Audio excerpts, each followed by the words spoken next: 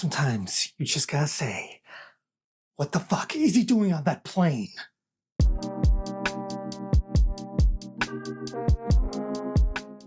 Mission Impossible: The Final Reckoning. This is supposedly the final installment of the Mission Impossible franchise. 30 years Tom Cruise has been exciting us, thrilling us, freaking us out with his antics, and this might just be the end. I have a special relationship with these movies. I remember watching the original Mission Impossible in 1996 on VHS, and it was like my first big grown up blockbuster because it was mature and sophisticated, but it created a lifelong love for these movies through the lows, like MI2 and 3, and the highs with the Christopher McQuarrie movies. I adore these movies deeply. I rewatch them every time there's a new one. This is maybe the best action franchise of all time. So did they save the best for last? This movie continues straight from the last one, Dead Reckoning. And if you remember that one, back in 2023, Ethan Hunt manages to get the cruciform key, which is supposedly supposed to unlock the source code of the evil AI, the Entity. Now, of course, Ethan is rogue. What else is new? And he has to make a choice. Give over this technology to the US government, or any government that might abuse it, or find a way to destroy it once and for all. Of course, he has to have a team. Mainstays Ving Rhames and Simon Pegg are back, as well as newcomers from the last movie, Haley Atwell and Pom Klementieff. But the stakes have never been higher. The Entity is threatening to release the entire world's nuclear arsenal. It's pitting countries against each other. We're at DEFCON 3, and Ethan only has 3 days to destroy this thing. Will he do the impossible? Well, they weren't kidding when they said the stakes had never been higher, because nuclear Armageddon across the entire globe is about as high as you can get. On one level, that creates the finality for the supposed final chapter. On another, the stakes are almost so big that it diminishes what we love about this franchise. This movie just isn't as fun or light on its feet as other entries in the series, and especially Christopher McQuarrie's entries. He took over with number 5, Rogue Nation, and brought a real verve and wit and patience and intelligence to it. And then, of course, he brought us Fallout, which is one of the greatest action films of all time and was truly a series high. Dead Reckoning was a bit of a step down, but we gave it some grace because it was a part 1. It's still a super fun movie. I rewatched it. It's light on its feet. It moves from set piece to set piece, and it really leaves us wanting more. So you would expect McQuarrie and company to hit the ground running with this one. Not so fast.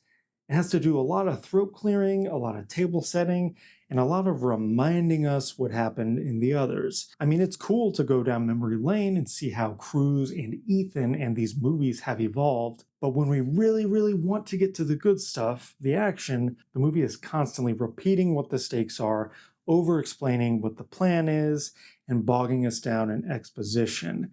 It's not so much we're inundated with info dumps, it's just that the screenplay is kind of convoluted and how it has to get us from point A to point B. This does suffer from final movie syndrome, a little like The Rise of Skywalker, where the movie starts adding lore and mythology and making mundane things from the franchise past seem really important and tying a bunch of other things together.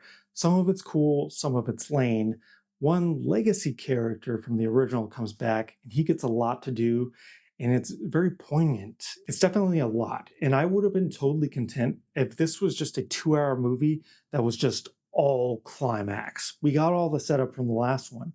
Just give us all the good stuff. That being said, once we get to the set pieces, this movie reminds us why this franchise is so damn good. It's not the most action-heavy movie, but it hits when it counts. The big set piece in the middle is Ethan in this sinking submarine trying to retrieve the source code and make it out alive. And then at the end, when the stakes are at their absolute peak, it comes down to the analog versus the digital. Ethan chasing a biplane and going after the villain Gabriel. I tell you what, this is what we go to the movies for, because Tom Cruise hanging upside down on a plane, thousands of feet in the air, is just pure gobsmacking cinema. It really does make up for a lot of flaws here. And it does end on a high note. We get some nice grace notes with characters we've loved, a few new characters, and we also reemphasize that Ethan, a la Cruz, because at this point he's kind of playing himself, is not just the savior of humanity, but he's the savior of cinema. He brought butts back into seats. Cruz is just psychotically committed to thrilling us. And while I appreciate that as a moviegoer and millions of others, I do feel like it's finally time he calls it quits with the impossible missions. I mean, not only because he might kill himself, but because it feels like with this one, the story, the character, and the stakes have finally run out of steam. We can't go bigger. We can't thrill anymore. We can't blow people's minds more than this. McQuarrie and Cruz have done their job. They got us back into the theaters. They got us gasping. How did they do that? They won. Mission Impossible: The Final Reckoning is nowhere near a high point of this series, but despite a lot of exposition and throat clearing and setup, once it gets to the good stuff, it still manages to thrill us out of our minds, make us grasp our seats in suspense, and remind us why we go to the movies. It's flawed, but as a final installment, I just can't hate these movies, and I can't hate this one. I give it 3.5 out of 5 stars. If you like these reviews, please like and subscribe or follow me on Letterboxd at Ramirez S316. Now that I saved cinema, what else can I save? Oh, this cat. This cat looks like it needs to be saved. I just saved this cat. That's me. I'm a savior.